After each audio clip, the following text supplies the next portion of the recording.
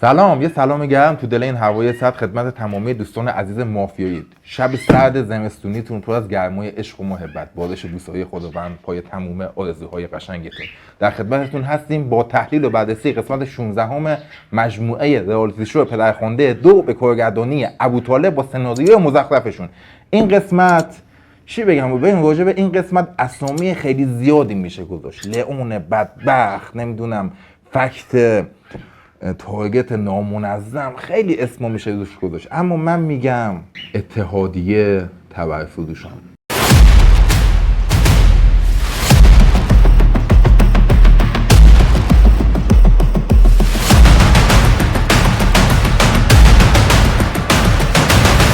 قبل از اینکه ما تحلیل رو شروع کنیم، یعنی از معارفه شروع کنیم تا آخر بازی، یه خلاصه از کلیت بازی من بهتون بگم. این قسمت 16 پدرخوانده، اگه اشتباه نکنم 16 بوده باشه، خیلی مزخرف بود. یعنی میدونید من که نگاه میکردم، من بیننده که نگاه میکردم، خب من شب و اول دفعه نگاه نمیکنم، شب رو میزدم جلو و خودم حدس میزدم که آقا مافیا کیا میتونن باشن، شهروندا کیا میتونن باشن، نقشا چیا میتونن باشن. اینقدر این شهروندا تبر بودن، به قول واشقانه اینقدر این شهروندا ارده بودن که آدم حسش در می اومد. یعنی میخواستم سرمو بکوبم به دیوار که آقا این شهر تپان تباه چرا داده این حرفو میزنه. من واقعیتش با بازی معین زندی یه سری جاها خیلی حال کردم. یعنی اتفاقا از جمله بازی هایی بود که معین زندی دیگه حسی کار نکرد، فکتی بازی کرد تا یه حدی. ولی خب از یه سری دیگه یه حرفایی شنیدم که اصلا شاخ در آوردم، نمیدونم چرا. شما اصلا این بازی خیلی هرس دار بود، یعنی اعصاب و روانم واقعا به هم ریخت. بذار شروع کنیم این بازی ها تا اصلا بذار کلیتش هم نگم، از همون معارفه شروع کنیم بدیم جلو. سر صحبت رو طبق معمول آقای آرمین رحیمیان میگیره. ما قسمت هایی که دیدیم کلا آرمین رحیمیان سر صحبت رو بگیره، نگیره، صحبت کنه، سر صحبت نکنه، هر کاری انجام بده بنده خدا بهش میگن مافیا. حالا چه مافیا باشه چه شهر باشه، بیشتر هم شهروند بوده. چه خصومتی با آرمین رحیمیان دادید ما نفهمیدیم. من نمیدونم این بنده خدا مشکل شما با ایشون چیه، مشکل ایشون با شما چیه. حالا کاری ندادم، بلند شده سر صحبت شده، صد صحبت 3 تارگت زده: معین زندی، بازباد بابایی، الیکا عبدالرزاقی. حالا این از سر صحبت چه توقعی هست؟ در طول این سالهایی که ما مافیا بازی کردیم، سر صحبت مثلا یه استرس خاصی باید داشته باشه، یه گافی باید داده باشه که ما بهش بگیم آقا به سر صحبت گیری بدیم. الان شما بعدش اومده چی گفتید؟ بعدش نبویان اومد چی؟ حتی بعدش که بابایی نبویان میاد چی میگه؟ هر جور من حساب کردم در طول بازی که من خودم چشم بستم و بازی رو دیدم، اصلا نبویان واسه من شهر نبود. یعنی هیچ طوری نتونستم شرطش کنم. بازباد بابایی نوبتش میشه صحبت میکنه، 2 تا تارگت میزنه: امیر مهدی ژوله، امیر مهدی ژوله و امیر کاظمی.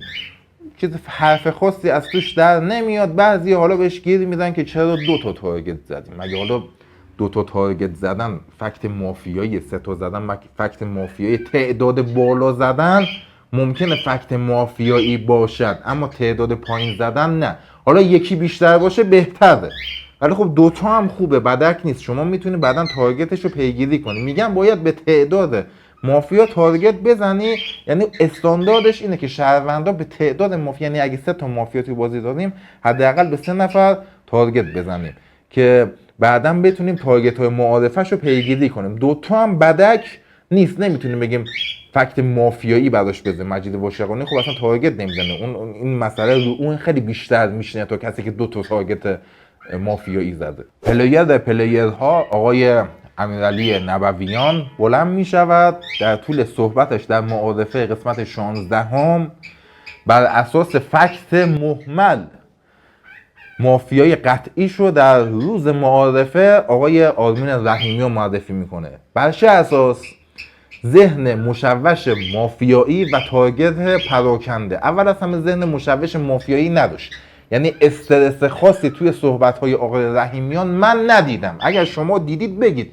چه صورتش، چه حرفش، چه اکتش، چیز خاصی از توش در نمی اومد. باز از توی بازباد بابایی در میاد. مثلا بابایی اولی که میخواست صحبت کنه یه قولی زد با خودش، گفت که باز دوباره ما سر صحبت افتادیم و خدا چیکارت نکنی، همچین چیزی گفت. نسبت به اون میگفت تا یه حدی درست بود، اما مشوش نبود آرمین رحیمیان و به قول خودش فکت تارگت پراکنده. اول از همه این در تاریخ مافیای ایران و جهان گنگه. اصلا ما در طول این حالا 7 سالی که مافیا بازی کردیم همچین چیزی نشنیدیم. اینو از کجا شما درآوردی؟ از کجا شنیدی؟ از کجا خوندی؟ کی بهت گفته؟ خودت کشفش کردی؟ اصلا برفض خب هیچ طوره با منطق آدمیزاد حساب کتاب شده نیست این حرف شما آقای نبویان. راجع به این مسئله باید یک ویدیو توضیح بدی که فکت تارگت پراکنده یعنی چه؟ به فکت تارگت پراکنده ذهن مشوش مافیایی مافیای قطعی بازی هست. یعنی اصولا میگن حالا اگه 3 نفر پشت هم و 1 نفر تارگت کنه مقدار مشکوک‌تره، چون بعدش مهم نبوده فقط تارگت زده. بعد شما از سر صحبت چه انتظاری دادی؟ حداقل اینو راجع به شخصی میگفتی که 5-6 نفر صحبت کردن اینطوری تارگت زده. واسه همین من اینجا اصلا شما رو خیلی مشکوک داشتم و اومدی. حالا ببین بعضی وقتا آدم میاد مسموم بازی میکنه که از توی این مسمومیتش به یه چیزی برسه. آخه تو به اینم نرسیدی، جلوتر که بدیم بهت میگم چرا به این نرسیدی. 2 تا تارگت دیگه میزنه خانم پروانه و آقای ژوله بر اساس فکت گارد بسته. اصولا حالا مثل اینکه بین خودشون و زبان بدن این حالت نشانه از مافیا بودن. آقا اون که اصلا قطعیتی توش نیست، شاید شانسی درست در بیاد، شاید هم شانسی درست در نیاد، نمیدونم حالا بر چه اساسه. حالا بگیم این آقا یه درصدی بگیم آقا درست. فکت تارگت پراکنده یعنی چه؟ نشنیدم، به خدا نشنیدم اینو. اصلا هیچ طوره من ایشونو مافیا داشتم، یعنی در معارفه من آقای نبویانو مافیا داشتم، بابایی واسم مشکوک بود. ترن صحبت خانم ترلان پروانه عزیز میرسه، من معذرت خواهی کنم سرما خوردم، مثلا صدام تو دماغیه. خانم پروانه ببینید آقای نبویان میاد بر اساس حالا یه فکت خیلی الکی، اکت خیلی الکی به شما یه تارگتی میزنه.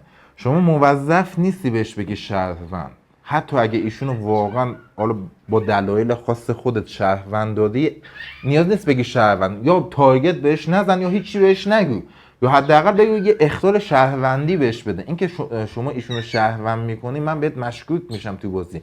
یه نفر بهت تارگت زده اما تو بهش میگی شهروند. چرا؟ دلایلش میشه اینکه آقا شما مثلا شانس چشم باز کردن در شب رو براش گذاشتی، ترسیدی ازش، حس میکنی که ممکنه باش چشم باز کنی. اگه شهروند هیچی در معارفه هیچی بهش نگو، صبر کن تا یه استدلالی پیدا کنی بهش بگی شهروند. اگه هم شهروند نیسته یه تارگت بهش بزن، یا اگه سوسویی بگو من نسبت به شما سوسو هم آقای نبویان. اگه یه بار دیگه بر اساس ادله های بیخودی خواسته باشه بیای سمت من و ذهن منو پریشون کنی که دنبال مافیا جای دیگه نگردم، مجبورم به شما تارگت بزنم. اتفاقا تو 3 نفری که صحبت کردن من شما شهروندتر دارم. حالا شاید شما فردا با یاراتون چشم باز کنین اونا رو بخواید به ما معرفی کنین. 2 تا تارگت هم خانم پروانه میزنه که اصلا خب تارگت های مهمی هم نبود از کسایی که فکر کنم صحبت نکردن. در نهایت میشینه من اینجا به خانم پروانه مشکوک شدم، به نبویانم مشکوک شدم.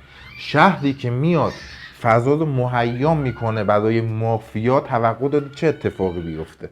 و من شهروند وقتی میبینم طرف توی کلامش توی صحبتش فکت مافیایی داده، توقع داره بهش تارگت نزنم یا بهش مشکوک نشم. اگه شهروند خوب بازی کنه من حداقل شهرش نداشته باشم سمتش هم نمیام.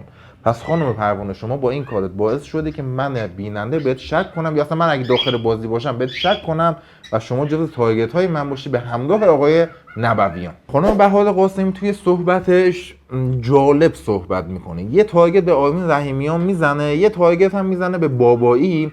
از اون طرف خودش متوجه شده که نبویان بد صحبت کرده، حس کرده که میتونه نبویان مافیا باشه. میگه که من متوجه نشدم شما بر چه اساس ایشونو مافیا کردی.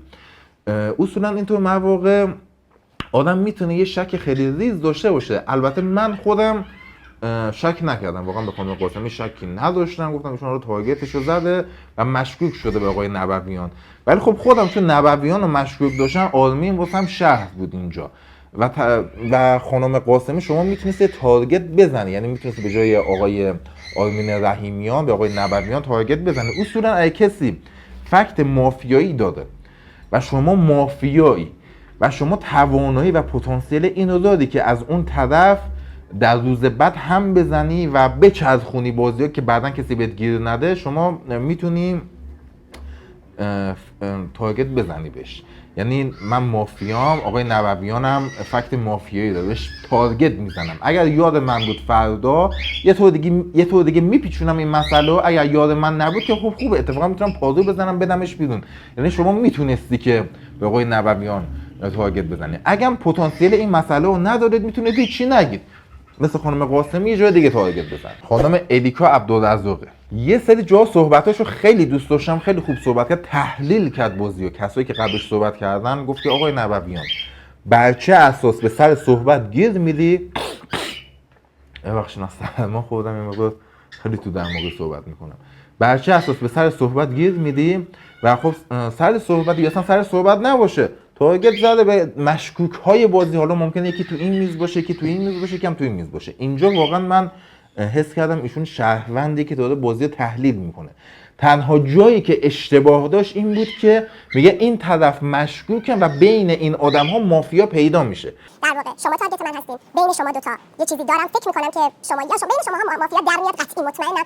ببین اینجا تو باید تارگت میزدی، میگفتی آقای نبویان تارگت منه، خانم پروانه هم تارگت منه، این دو نفر تارگت مافیایی من هستن.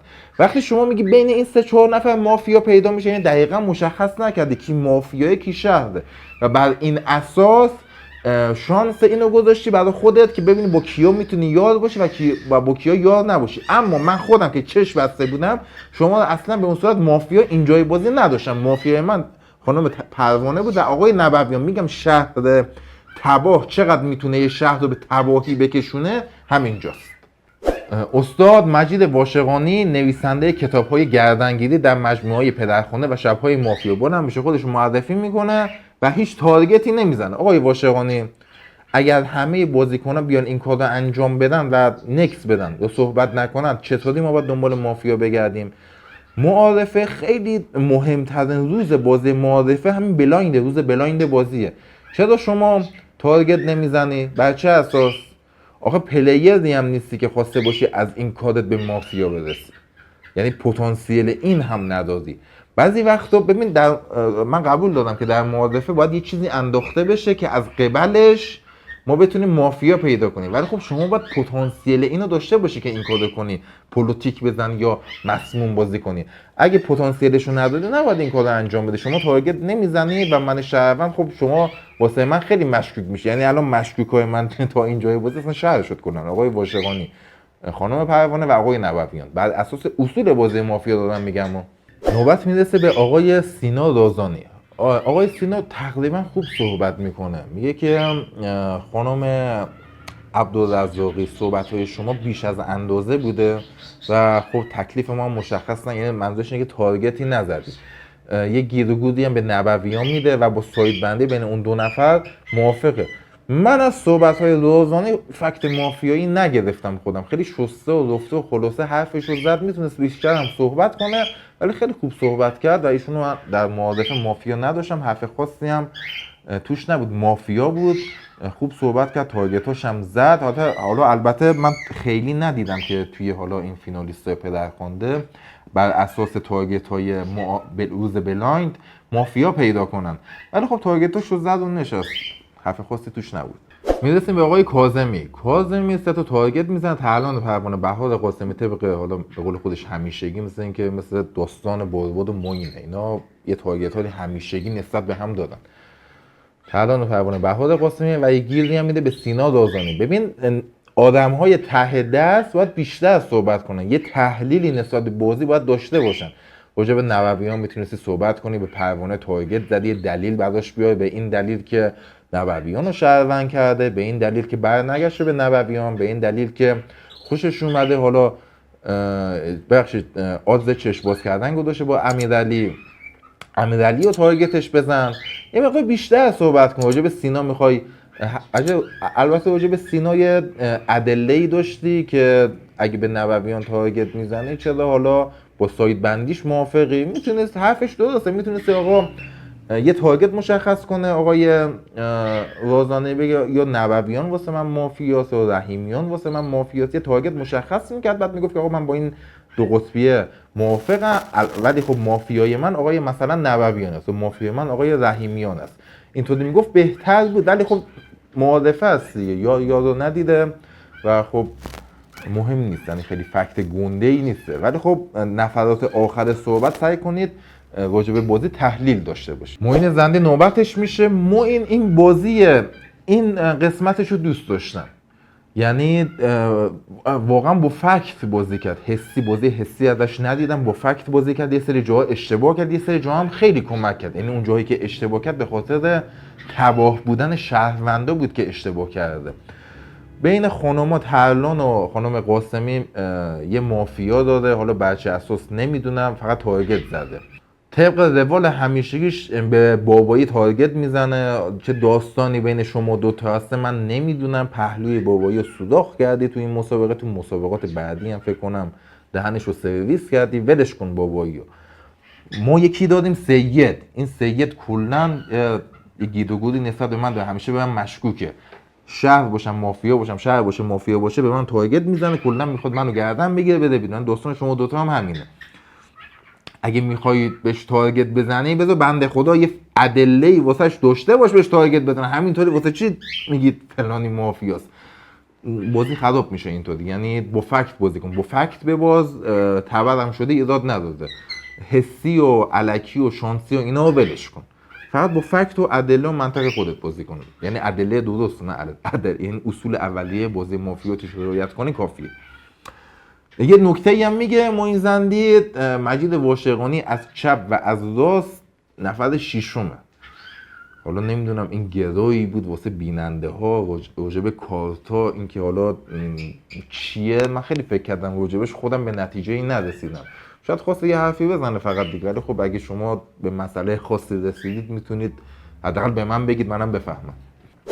امیر مهدی جوله به شدت قشنگ صحبت کرد، خلاصه شسته رفته تحلیلم کرد. نبویان به این دلیل مشکوک، پروانه به این دلیل مشکوک، واشقانی به این دلیل مشکوک، سینا رازانی هم فکر کنم به این دلیل مشکوک. راجع به همشون دلیل آورد. سینا گفت که تو واسه چی دنبال جنگی، دنبال ساید بستن در معارفه از همین الان. نبویان چی گفتی، بچه اساس مافیاش کردی، تلان پروانه او چه حساب سفیدش کردی نبویانو، واشقانی چرا حرف نزدی؟ من واقعا جوله و اینجا اصلا مافیا نداشتم.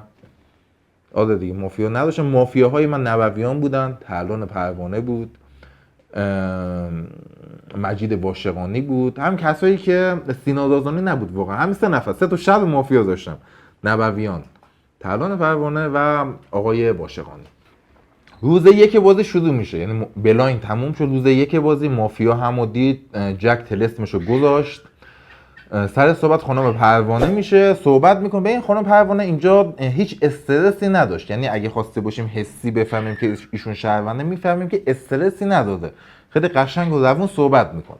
اما تو کلامش باز چند تا حرف خیلی بد میزنه، میگه من چرا باید بهش حمله کنم. من این چیزی متوجه نمیشم، چرا میگین که باید حمله کنم بهشون؟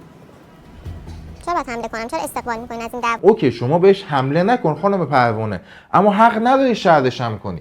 یکی به تارگت زده تو شردش میکنی، بر چه اساس؟ ببین من که شهروندم، کارت خودم رو فقط میدونم، من که نمیدونم تو شهروندی، نمیدونم اون شهرونده، بر چه اساس باید من بدونم که شما شهروندی هستی که باز ایشونو شهر کردی؟ از کجا معلوم شما مافیایی نباشی که ایشونو شهر کردی، نخواسته باشی باش چش باز کنی؟ پس شما شهر نباید کنی، حتی اگه توی ذهنت هم شهر داشته باشی اینو توی ذهنت نگه دار، شهر به هیچ عنوان نکن، فقط بذار توی ذهنت باشه. طرف به تارگت زده، یا بهش تارگت بزن یا اخطار بهش بده یا هیچی بهش نگو. حالا میگم حتما ملزوم بده نیسته که تو بهش تارگت بزنی یا بهش حمله کنی، پس این حرفت اشتباهه. و حرف دومه اینه که میای میگید آقای نبویان اومده بر اساس فکت گارد بسته به من تارگت زده. خب این ادله گنده و محکمی و فکت گنده راجع به من نیسته. حالا اگه من اینجوری نشستم خودم قبول دارم، شاید اگه منم مثلا تو روز معارفه بخوام یه چیزی بگم مثلا میگم اینجوری نشستن یه نفر خیلی فکت قوی بر من خب شما شهروندی، اصلا فکت گنده راجبت وجود نداره که بهت بگن مافیا. شما وقتی شهروند هستی این کلمه رو نباید بگی، فکتی راجع به من نیست، فکت گنده راجع به من نیست، ادله راجع به من نیسته. وقتی شما شهروندی چه ادله‌ای باید راجبت باشه که بهت بگم مافیا؟ شما شهروندی، یعنی دنبال فکت نباید راجع به خودت باشی. وقتی شهروند که فکت نداره، مافیا فکت برایش میسازد. پس این حرف شما جمله مافیایی، این جمله نباید دیگه تکرار کنی. من اینجا بیشتر از هر چیز دیگه بهت مشکوک شدم. تقصیر من چیه شما اینطوری صحبت میکنی؟ وقتی اصول اولیه بازی مافیا بلد نیستی. من نباید بهت بگم مافیا، اگه بهت بگم مافیا ناراحت میشی، نباید ناراحت بشی. یه بار میدیمت بیرون، بعد یاد میگیری که این جمله رو نباید بگی. در ادامه صحبت خانم پروانه، شما به الیکو عبدالرزاقی یه گیری میدی که صحبت زیادی کردی و من از صحبتات نفهمیدم، توضیحت اضافه بود. ببین این گیر رو نباید بهش بدی، ایشون تحلیل کرده، باید بهش بگی که شما تارگت در معارفه مشخص نشد. گفتی بین این 3-4 نفر آخر مافیا قطعی هست، شما تارگتت رو مشخص نکردی. بر اساس این ادله باید بهش میگفتی مافیا، بر اساس این باید بهش میگفتیم مافیا. من اینجا چون شما رو بیشتر مافیا داشتم و به عبدالرزاقی تارگت زده، خب اینجا الیکا واسه من میشه شر، شما واسه من میشه مافیا. ببین شری که بعد بازی میکنه اینطوری به گمراهی کشیده میشه، یعنی تک تک کلمات شما که ادا میشود تک تکشون مهمه.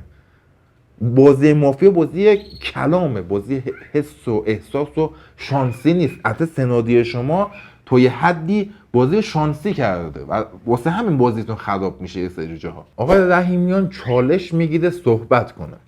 توی صحبتش میگه من استقبال میکنم از سایدی که بین من و آقای نبویان به وجود اومده. حرفش تا یه حدی درسته، چون یکی وقتی میاد گردنت میگیره نمیتونی صدی عقب بکشی، میتونی سوسکی کار کنی تا بفهمی که آقا بالاخره طرف سایدش چیه. شاید شهری باشه که اشتباه کرده یا شاید واقعا مافیا باشه.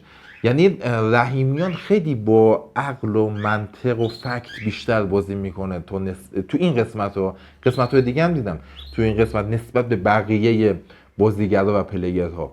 اینجا با این جملهش حال کردم. بعد میاد میگه اون کسی که در معارفه میاد از ساید بندی خوشش میاد فکت شهروندی. به نظرم کسایی که از این اتفاقی که امیرعلی بین من و خودش رقم زد در معارفه استقبال کردن میتونه فکت شهروندیشون باشه. نمیشه گفت فکت شهروندی. چرا؟ شما عدلت این بوده که خب چون شانس اینو نمیذاره که یکی از اون 2 نفر یادش باشه. اتفاقا شانس اینو میذاره. ببین از ساید بندی خوشش میاد و مسلما احتمال این که اون 2 نفر و خودش توی ساید باشن خب احتمالش خیلی کمتره. یعنی یه حالت میشه که اون 2 نفر خودت مثلا سینا روزانه فکر کنم منظورش بود دیگه، توی ساید دیدن 3 تاتون میشید مافیا. یه حالتش اینه، یه حالتش میشه این که از اون 2 نفر یه نفرشون مافیاست، یه حالتش هم اینه که اون 2 نفر جفتشون شهروندن. حالت اول اگه جفتشون شهروند باشن خب این به نفعشه. یکی از اون 2 نفر بالاخره این جنگ به وجود میاد، این ساید بندی به وجود میاد، یکی از اون 2 نفر خروج پیدا میکنه، اون یکی گردن گرفته، بعد اون یکی باز خروج پیدا میکنه که این اتفاق هم افتاد. حالت بعدش اینه که یک نفر مافیا باشه.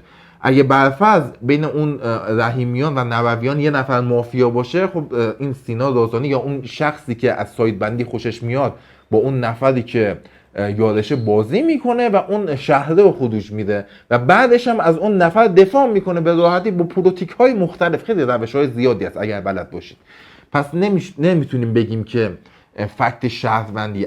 اگرم 2 نفرشون مافیا باشن که خب اینجا تا یه حدی میتونن گیر کنن، ولی اگر بازم پلیر باشن شک میکنن، هم میزنن و تموم میشه. تنها حالتش این حالت هست که 3 تاشون مافیا باشن گیر کنن توش. پس فکت شهروندی خیلی به حساب نمیاد. اینجا با کلام شما موافق نیستم آقای رحیمیان. آقای رحیمیان به آقای واشقانی توی چالشش میگم به شما مشکوکیت زیادی دادم، تارگتی نزد، فکر کنم بر همین اساس بود و یه گیری میده به ژوله بر اساس اینکه 4 تا تارگت زده، تارگتات زیاد بوده و میتونی 2 تا از اون کسایی که توی تارگتات ممکنه باهات همساید یعنی ساید سیاه باشن رو بذاره در یک فضای امن، سمتشون نباشی و سراغ اون 2 تا بدی. خب حرفت درسته، ولی چرا معین نه؟ چرا معین تارگتت نباشه؟ معینم 5 تا زد دیگه. تو اگه قرار باشه یه ادله‌ای بیارم که باشه که مافیا کنم، باید اگر این ادله شخص دیگه‌ای هم در بازی داشته باشه باید به اونم بزنم. چرا؟ چون مافیا بلند میشه و میگه آقا شما بر این اساس ژولا مافیا کردی، چرا معین مافیا نکردی؟ چرا انتخابت بر اساس سلیقه‌ای بوده انتخابت؟ چرا این نه اون؟ چرا اون نه این؟ خب این فکت مافیاییه دیگه. واسه همین اگه همچین ادله‌ای داری یا باید برای تمامی پلیرها این عدالت انجام بشه یا نه، یا اگر غیر از اینه نباید بگی، چون فکت مافیاییه. خانم قاسمی توی صحبتش میگه مسئله و مشکلم با نبویان حل نشده، بر چه اساس شما ایشونو آقای رحیمیانو بر چه اساس مافیا کردین؟ این فکتی که راجبش آوردی و متوجه نشدم. شما میتونستی اصلا به خود آقای نبویان تارگت بزنی، یه مقدار میترسن به نبویان تارگت بزنن، به خود نبویان تارگت بزنی، بگی آقا من تارگت من شمایی، به خاطر اینکه به آقای رحیمیان بر اساس فکت مهمل تارگت زدی و مافیاش کردی. خلاصه از صحبت‌های خانم قاسمی فکت مافیایی به اون صورت در نمیاد. من خانم قاسمی رو شهروند داشتم، یه گیر و گوزی میده به نبویان، یه تارگت میزنه به رحیمیان، بابایی و اگه اشتباه نکنم واشقانی. تارگتاشو زد، واشقانی که خب فکت مافیایی دوش مینشست، رحیمیان که خب کلا تارگت بوده.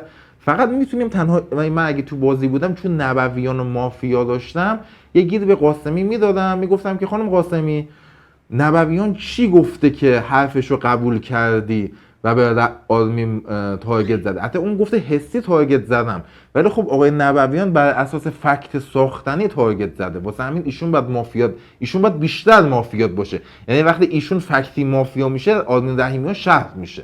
خب این صحبت رو میشد راجع به خانم قاسمی کرد. خانم عبدالرزاقی در ترن صحبتش یه گیری به بابایی میده، میگه بچه اساس به حرفت حلان و پروانه لایک نشون دادی که ایشون گفته من زیاد صحبت کردم و توضیح اضافه دادم، من تحلیل کردم بازی و حرفش درست بود، گفتم بهتون بر اساس تارگت نزدم باید گیر میدادم به الیکو عبدالرزاقی. و اینجا و خیلی پرقدرت و با اعتماد به نفس خانم عبدالرزاقی صحبت میکنه، واقعا بازیش خوبه، توانایی پلیر شدن در بازی مافیا رو داده، خیلی خوب حمله میکنه به بابایی و صحبت مافیایی توی حرفاش و توی سخنش نبود. و اینجا من خانم عبدالرزاقی هم اینجا مافیا دادم، بهار قاسمی شهر دادم، بهار قاسمی واسه من شهر بود، مافیای من کماکان پهلوان پروانه، امیرعلی نبویان، مجید واشقانی، همینا هم دیگه، بقیه سوسو مشکوک و شهرن تا یه حدی. بابایی سری چالش میگیره، در جواب خانم عبدالرزاقی توضیحاتی میده بر اساس اینجا بابایی تا یه حدی نزدیک میشه به کلام من، میاد میگه که شما مشخص نکردی تارگتتو، در معارفه گفتی این چند نفر مشکوکن و الان هم همچین حرفی رو زدی، الان شما منو مافیا دادی، نبویان هم مافیاست، تحلان هم مافیاست، ایشون هم مافیاست.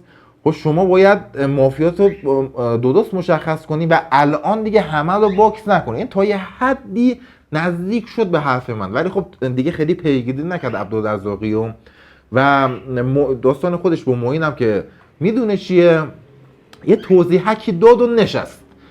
باربود واسه من مشکوک نبود اصلا، این باربود واسه من شهرم نبود، یه حالت خاکستری و سوسو داشتم آقای بابایی. تن صحبت آقای واشقانیه. آقا مجید توی صحبتش میگه اگه من حرفی بزنم یا حرفی نزنم نه اکت شهروندی نه اکت مافیایی. بچه‌ها این که من حرف نزنم یا این که کسی زیاد حرف بزنه نه فکت شهروندیه نه فکت مافیا. اتفاقا اگر شما نه، اگر در بازی مافیا شخصی صحبتی نکند ما مجبوریم بهش تارگت بزنیم که حرف بزند. با صحبت کردن متوجه میشیم که آقا ایشون شهر یا مافیاست. با تارگت زدن، با ادله آوردن، با فکت آوری، با صحبتی که تو دوئل ها انجام میشه متوجه میشیم که آقا این طرف سایدش سفیده یا سیاهه.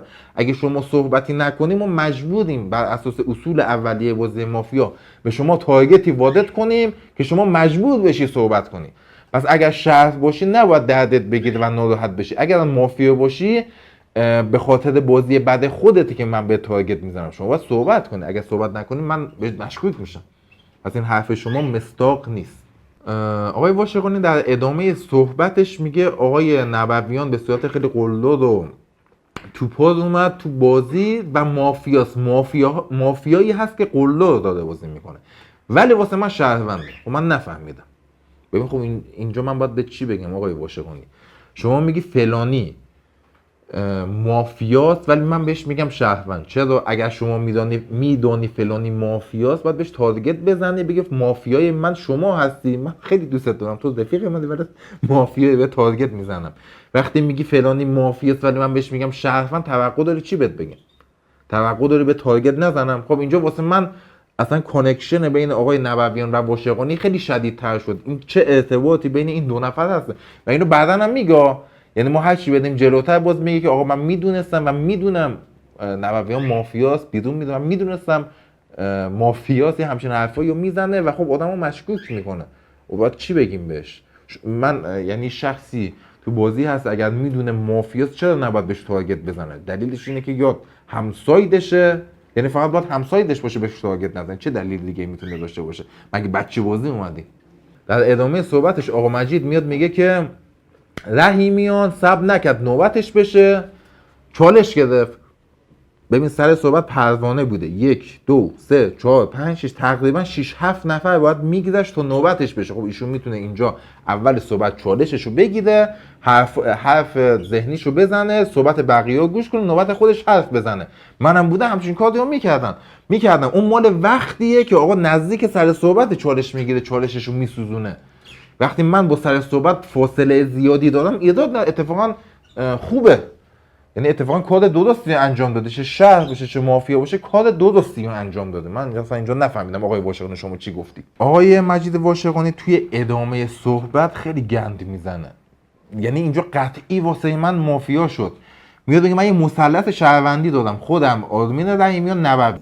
خودم رو که میدونم کارتم چیه، یعنی این مثلث رو کامل شهر میدونم. اول دفعه که به نبویان میگه مافیا، بعد میگه نه من اصل رو میزنم بسش فرض میکنم شهرونده، تو ذهنش مافیاست ولی میگه فرض میکنم شهرونده. این مثلث شهروندیه، این مثلث شهروندی منه.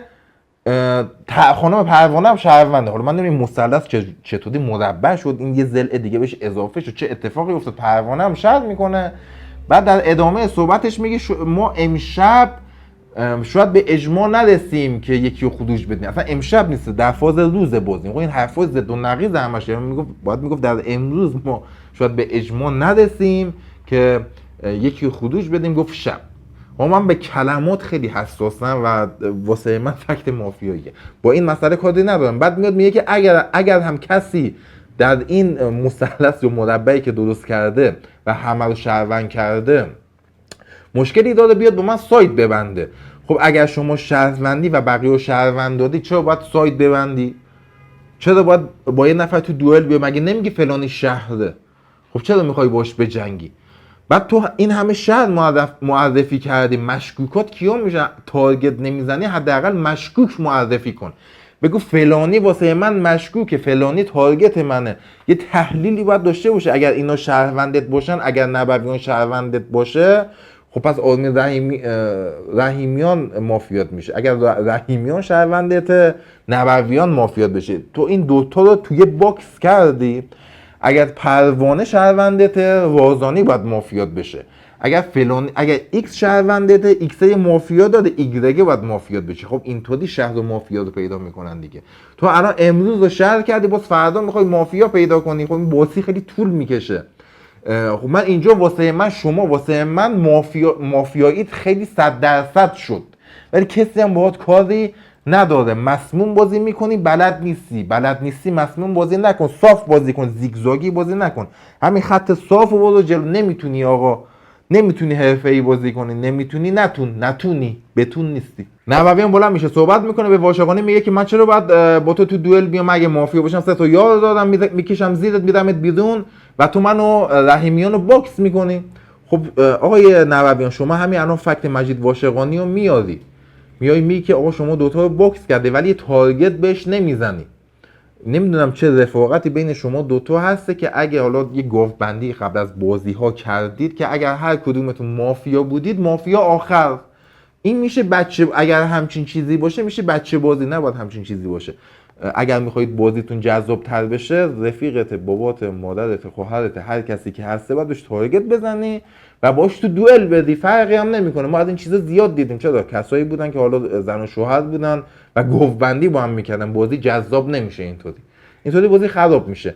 اگر میخواید بازیتون قشنگ باشه، عزیزترین کسی هم در بازی مافیا هست باید بهش تارگت بزنی و اگر سایدتون مخالف هم بود باید با هم تو دوئل بدید تا بازیتون قشنگ بشه. اینجا باید به مجید واشقانی تارگت بزنی، یعنی اونجا باید از رحیمیان عقب بکشی و به واشقانی تارگت بدن. بنده خدا یکم پیدا نمیشه از رحیمیان دفاع کنه، یعنی اینجا قطعی واسه من واشقانی و نبویان مافیا میشن. یعنی ببین منی که این همه سال دارم بازی میکنم، مافیا من این دوتا شدن. بعد از اون تپانا چه انتظاری دادید؟ بازی خیلی رو مخ بود. یعنی وقتی در ادامه بازی که استلام میگیرن و جفتشون شهر میشن پشمام میریزه. چه اتفاقی افتاده اصلا؟ نبویان در ادامه میاد توضیح میده که فکت تارگت پراکنده چیه. میگه که اگر اینطوری مثال میزنن، اصلا یادم نمیاد چی گفت به اون صورت، اگر اینطوری میزد درست بود ولی این اومد اینطوری زد. خب یعنی چی؟ آقا از سر صحبت چه انتظاری داره؟ طرف سر صحبت نگاه کرده، حسی اکتی 3 تا تارگت زده، اصلا به هیچ عنوان هیچ مشوشی توی صورتش نبود، هیچ استرسی هم نداشت، والله نداشت هیچ استرسی. یعنی قشنگ مافیایی بازی کردی. اگر مافیا بودی به این قشنگی نمیتونستی بازی کنی. نبویان گند زدی، ریدی، آبم قطع و خیلی بد بازی کرده. اینجا قطعی طرف واسه من بعد مافیا از این مسئله سوء استفاده نمیکنه که آقا نبویان رو بیرون بده، سوسکی کار میکنه، رحیمیان بده بیرون، بعدش حالا بریزن رو سر نبویان. بعد هیچ شهروندی هم اینقدر وجود نداره بلند شه پشت رحیمیان در بیاد. سینا لازانی مافیا بود این کارو کرد. یه سری جاها هم گند زد، بهتون میگم کجاها، ولی خب آخه چرا؟ بچه اساس آقای نبویان، بچه اساس اصلا فکت تارگت پراکنده از کجا اومده؟ نشنیدم، به خدا نشنیدم. فکت تارگت خیالی رو شنیدم که اصلا پشت سر هم 3 نفر 4 نفر که میاد تارگت میزنه، ولی اینو که اصلا نشنیده بودم. واسه همین اینجا شما واسه من مافیای قطعی تری شدی. آقای روزانی بلند میشه صحبت میکنه، بسیار عالی، یعنی تحلیل کاملا شسته رفته و حساب کتاب شده از بازی تا اینجای کار رو انجام میده. راجع به خانم پروانه دلیل تارگت زدنش به خانم پروانه کاملا درست بوده، دلیل تارگت زدنش به آقای نبویان کاملا درست بوده، حمایتش از اون سایدی که به وجود اومده کاملا درست بوده، حمایت کرده، نگفته آقا من دنبال جنگم. یعنی اینجا که صحبتش رو تا یه حدی درست کرده. به واشقانی تارگت میزنه، به ژوله نمیدونم چرا زد، خیلی فکت برای آقای امیر مهدی ژوله نمیشینه، ولی اون تارگت هایی که به آقای واشقانی نبویان و خانم پروانه زد تا یه حدی درست بود و قطعی تا اینجای بازی سینا لازانی واسه من شهروند قطع بازی بود. شهروند قطع، خیلی خوب صحبت کرد. خانم پروانه توی صحبتش چالش میگیره، خطابش به آقای سینا هست، میگه واسه چی توضیح اضافه میدی؟ توضیح اضافه نداشته. به این مثل شماها نیسته که فقط تارگت بزنه، از بازی تحلیل میکنه. تحلیل کردن کار هر کسی نیسته، چون باید قشنگ دقیق گوش بدی و از صحبت‌های بقیه به یک برآیندی برسی. ایشون تحلیل کرده، تحلیلش هم کاملا درست بوده. حرف شما اشتباهی خانم پروانه. اینجا میای میگی که آقای نبویان ساید بسته، شما با این مسئله چه مشکلی داری؟ ما آقای رحیمیان رو بیرون میدیم، ساید آقای نبویان در بیاد. مگه بهشون مشکوک نیستی؟ میگه سایدش با ایشون در میاد، ساده است. رای میدیم فردا ببخشید یقه‌شون رو میتونیم بگیریم. خب این صحبت شما اصلا کاملا صحبت مافیاییه. اول از همه آقای سینا بر این اساس مشکل داره با این مسئله که آقای نبویان بر اساس صحبت بی‌پایه و اساس تارگت زده و گردن گرفته است. اصلا صحبتی نبود، صحبت در حد تارگت زدن هم نبوده، چه برسه به گردن گرفتن. و شما میگی که مشکلی نداره، ما آقای رحیمیان رو بیرون میدیم تا ساید آقای نبویان در بیاد. خب اگه من نوعی اونجا بودم میگم که خب چرا آقای نبویان رو بیرون ندیم تا ساید آقای رحیمیان در بیاد؟ چرا اینطوری نباشه؟ چرا شما از آقای نبویان اینطوری حمایت میکنی؟ بر چه اساس؟ چی ازش دیدی؟ چرا آقای نبویان رأی خروج نیاره و بر اساس حرفایی که زده بهش رأی ندیم ولی به آقای رحیمیان رأی بدیم؟ خب اینجا خیلی، یعنی شما آقای نبویان و آقای واشقانی مافیاهای قطعی من بودین، قطعی. آقای کاظمی توی صحبتش کلا هیچ حرف خاصی نمیزنه و کلا حرف خاص که هیچ گند میزنه. میگه آرمین رحیمیان چالش الکی گرفته، و صحبت الکی کرده، حرفاشو قبول ندادم، ساید در میاد. آقا رحیمیان از چه ناراحتی خروجت میدیم تا ساید نبویان در بیاد، بعدا شما به بازی برمیگردی. اول اصلا از کجا معلوم طرف کنستانتین نباشه؟ کنستانتین بود. شما بین این 10-11 نفر یکی رو بیرون بدی که کنستانتین برگردونه، احتمال تقریبا 10% 8% که طرف کنستانتین بازی باشه. شما اگر همچین نقشی نداشتی می‌خواستی چیکار کنی؟ بر اساس صحبت‌هایی که میشه باید یک نفر رو خروج بدین. اون کسی که گردن میگیره باید یک ادله قوی داشته باشه. اگر ادله قوی نداشته باشه، من شهروند به هیچ عنوان باهاش همراه نمیشم. حتی اگه کاراگاهی باشه که استلام گرفته باشه و بدون ادله گردن گرفته باشه که در حالت حرفه‌ای کیک شده، با اونش کاری ندارم، کیک نشده گردن گرفته، من باش بازی نمیکنم، چون باید حتما یک ادله خاص داشته باشه. من با مافیایی که با فکت بازی کنه بازی میکنم، با شهروندی که با فکت بازی نکنه به هیچ عنوان بازی نمیکنه، حتی اگه ساید شهروندی ببازه. پس آقای کاظمی حرف شما راجع به آقای رحیمیان کاملا اشتباه بود، راجع به آقای بارباد بابایی اشتباه بود. کلا مشکل داده از با این مسئله که کسی چالش بگیره مشکل داده. خب خودت چالش نمیگیری، تقصیر بنده خدا نیست که چالش میگیرن. دوست داره بیشتر صحبت کنه، با چالش گرفتن نباید مشکل داشته باشی. اونجا باید مشکل داشته باشی مثلا یه نفر میاد به یه نفر تارگت میزنه، طرف چالش میگیره، سریع عصبانی میشه. چالش گرفتن سریع حمله متقابل و عصبانیت میتونه تا یه حدی فکت مافیایی باشه، اما چالش گرفتن و تحلیل کردن بازی اتفاقا بیشتر فکت شهروندیه. دوست عزیز، معین زنی یه تارگت میزنه بارباد بابایی، بابا طرفو زخمش کردی، سایدی، ولش کن. بارباد بابایی چیکارت کرده این بابایی مگه؟ ولش کن، خدای کنسرتت نمیاد. تارگت میزنه بر اساس اینکه لایک دادی و بر اساس اینکه چالش گرفتی. چالش گرفته حرف بزنه، تعارف کرده چالش رو. به اینا فکتای صد مافیایی نیسته. خب اون لایک رو بر چه اساس داده؟ بر اساس اینکه تعلن پروانه صحبت کرده، گفته که عبدالرزاقی صحبت زیاد کرده، این صحبت زیاد کردنش نشانه از مافیا بودنشه، بر این اساس بارباد بابای تو مافیایی، پس عبدالرزاقی باید برات شر بشه، پس تعلن پروانه باید مافیا بشه. اگر تعلن پروانه باید مافیا بشه، باید نبویان باید مافیا بشه. من نمیدونم این پروانه نبویان این سه تا کنار هم همشون مافیان، اینطوری نمیشه بازی کرد. ببین اینجا یه جدای شدوبر گفتی راجع به بابایی که فکر کنم به خاطر خصومتی هست یا این لجبازی هست که بین شما دو دوست عزیز به وجود اومده. با لج بازی نکنید، با کسایی که با لج مافیا بازی میکنن مافیا بازی نکنید، چون بازیتون خراب میشه. قسمت دوم صحبت های معین رو دوست داشتم، کلا معین رو اینجا من شرح داشتم.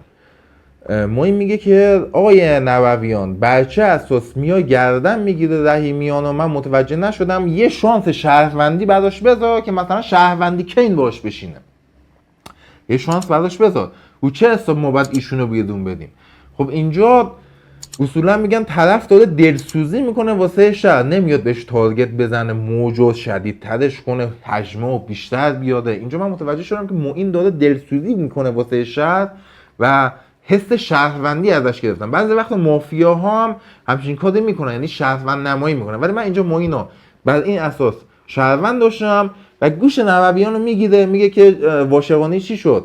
تو که میدونی واشقانی الان با تو دوئل شما دوتا توی باکس گذاشته، چرا به واشقانی تارگت نمیزنه؟ اینجا واسه من شهروندی معین مسجلتر شدم، متوجه شدم که تارگتش به بابایی رو حساب لج و لجبازی و تپانیته و هیچ ادله خاصی پشتش نیسته. پس اینجا معین میشه واسه من شهر، بابایی هم تا یه حدی شهره و تارگت هم همون تارگت های قبلیه. تا اینجا جوری توی صحبتش یه گیدی به رحیمیان میده، میگه آقا شما تارگت زیاد زدی، 4 تا 5 تا تارگت زدی و همه هم برای تو مشکوک، همه هم برای تو مافیان. ببین بستگی داره طرف چطوری تارگت بزنه. اگر با ادله، آخه وضعیت شهر یک طوری بود که میشد به 4-5 نفر تارگت زد. فکت مافیایی بچه‌ها زیاد داشتن و یه نفر میاد بازی رو تحلیل میکنه و به 4-5 نفر تارگت میزنه، این فکت مافیاییش نیسته، چون بر اساس ادله اومده مشکوک شده. پس اینجا حرف شما، اینجا من یک کم بهتون آقای ژوله شک کردم، اینجا صحبتت آقای جلوتر یه گند گنده تری میزنی که بهت میگم چی کار کردی. ژوله اینجا میاد یه گیر شدیدی به نبویان میده، میگه الان بر چه اساس گردنش میگیری؟ بر اساس فکت تارگت پراکنده، بر اساس این حرفی که من زدم باید بهش تارگت میزنه، تو هم مافیایی. دیگه اضافه، یعنی 5 تا مافیا معرفی کردی با یکی دیگه هم طرف بشی و چرا با اونی که طرف بشی بریم تارگت بهش گردن میگیری آرمینو؟ خب تو مافیایی، الان چه فکتی داری تو گردن بگیری روز اول؟ ببین این فکت صدی مافیا نبویان داده سوراخ میکنه رحیمیان و رحیمیان باش طرفه، تو دوئله باش دعوا میکنه، تارگت میزنه بهش، تو به جفتشون تارگت میزنه و به جفتشون میگی مافیا. یعنی اگه من اونجا جای رحیمیان بودم سریع دست دوستی به نبویان میدادم و ژولا خروجش میدادم از بازی. یعنی اینجا آرمین رحیمیان تو همچین شانس گنده ای داشتی و ازش استفاده ای نکردی، محفل برات باز شد، یعنی راه فرار برات باز شد که از این جاده فرار استفاده کنی. ماشینم بود اما هیچ استفاده ای نکردی. نمیدونم چرا به ذهنت نرسید این مسئله. سینای عزیز چالش میگیره از رحیمیان، صحبت میکنه، تحلیل میکنه بازی و میگه خانم پروانه داستان ساید من اینه، آقای نبویان صحبتی که کردی درست نبوده، فکتت مهمل و بی‌پایه و اساس بوده، آقای واشقانی همه رو سفید کردی، دو نفری که با هم دعوا میکنن توی باکس گذاشتین، صحبت‌ها رو میکنه، اصلا کاری نداره ما این حرفا. فقط یه جا سینا رازانی گند میزنه توی این سناریو، توی این دک که مثبت یک نفر بیاد بالا با بیشترین تعداد رأی خروج یه شخص خروج پیدا میکنه، میاد میگم موافق این نیستم که یه نفر بیاد بالا، موافق اینم که دو نفر بیاد بالا. من با رأی گیری برای تک رأی به هیچ عنوان موافق نیستم. دو نفر خیلی موافقم ولی تک رأی موافق نیستم. و اینجا با این صحبتت آقا سینا بنده به شدت مشکوک شدم و اصلا چین مافیای من عوض شد. یعنی کلا اون دوتا یعنی اینجا واسه من مافیا شد ژوله و این ساید سیاه بازی ژوله شد و شما شدی. ژوله اومد اون دو نفر توی باکس گذاشت، ژوله، واشقانی و شما واسه من مافیایید. حالا شما میای به واشقانی تارگت میزنه، اینجا واشقانی من یه مقدار تو فضای امتر قرار میگیره چون شما مافیای قطعی تری واسه من هستی. پس اینجا تارگت های من عوض میشه ولی هیچ شهروندی اصلا به این مسائل گوش نمیکنه. خود رحیمیان هم حتی گوش نمیکنه به این صحبت رو. ترن خود آرمین جان میشه، صحبت میکنه، گیری میده به تعلن پروانه، میگه که بچه اساس داره پشت دستشون بازی میکنه، بچه اساس من مافیا، من یه دونه یار ندادم. راست میگه بنده خدا، هر کسی رسیده بهش گفته تارگت زده، گفته ایشون مافیا، بدیمش بیرون ساید در بیاد. تنها کسی که تا یه حدی ازش دفاع کرده سینا رازانی بوده که خودش هم مافیاست، بر اساس صحبت‌های درست این کارو کرده. اما سینا آخرش گند زد دیگه. یعنی رحیمیان تو باید اینجا یه تارگت ببین، مسیر برات مهیا بود که اینجا یه تارگت سفت و محکم به سینا بزنی بر اساس اینکه دوست داشت دو نفر بیان بالا، آقای نبویان و شما، و خیلی راحت یکیتون خودش پیدا کنه و اینجا قطعی اگر سینا رو مافیا میکردی نبویان ازت میکشید عقب. کاری ندارم تبر بود این بازی. یک این کارو میتونستی کنی، دو میتونستی به ژوله گیر بدی که ژوله بچه اساس شما اومدی من و ایشون رو توی باکس گذاشتی. صحبتت با نبویان این بود که آقای نبویان من الان با شما دست دوستی میدم، اگر میخوای به من گیر بده ایراد نداره، بده تو فردا صبحم بده، من هیچ کاری باهات ندارم، من نقش گنده شهرم دیگه. در این حد که مشکلی نداره تو دکت بگی آقا من نقش خیلی مهم شهرم، حتما باید باشم، مافیای اصلیتون اینجاست آقای سینا که میخواد دو نفر رو بیاره بالا و یکی رو خروج بده. بعد اینطوری صحبت کنیم و همونجا گردن میگرفتی سینا رازانیو و همونجا سینا گردن میگرفتی، ژولا گردن میگرفتی، 100% نبویان اینطوری صحبت میکردی باید بازی میکرد. نباید این صحبت رو کنی که آقا این فکت برای من خوب نیست.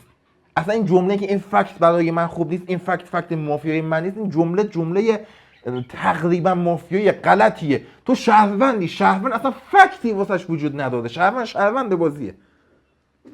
بابایی بلند میشه صحبت میکنه، چالشش میده، واشقانی کاری ندادم. توی صحبتش یه سری حرفاش که خب خیلی حرف مهمی نبود، تنها صحبت درستش این بود که سینا بلند شده دو نفر رو میخواد بیاره بالا. خیلی مشکوکه. خب بابایی جان گردنش بگیر سینا رو. اگر سینا به این سینا اینجا واسه من خیلی مشکوک شد. وقتی سینا واسه من مشکوک شد، من کلا من خودم تو بازی اگر بودم اون ساید رحیمیان و نبویان واسه من میرفت کنار، یه ساید جدید باز میشد، سینا و آقای ژوله. از اون طرف سینا وقتی واسه من مافیا میشه، پروانه واسه من میشه شهر. یعنی پروانه واسه من بشه شهر، نبویانم تا یه حدی میشه شهر، تا یه حدی، نمیگم خیلی زیاد. پس من این دوتا رو میذارم کنار. یعنی من تا یه حدی شهروند پیدا میکنم، یه مافیای گنده دارم آقای سینا. وقتی شما اینطوری یکی یکی پیدا میکنه خب شهروندات هم پیدا میشه. یعنی من یه سینا و مافیا پیدا کردم، ترلان واسه من شد شهر، ژوله واسه من مافیا شد. اینجا اینطوری باید بازی کنید دوستان.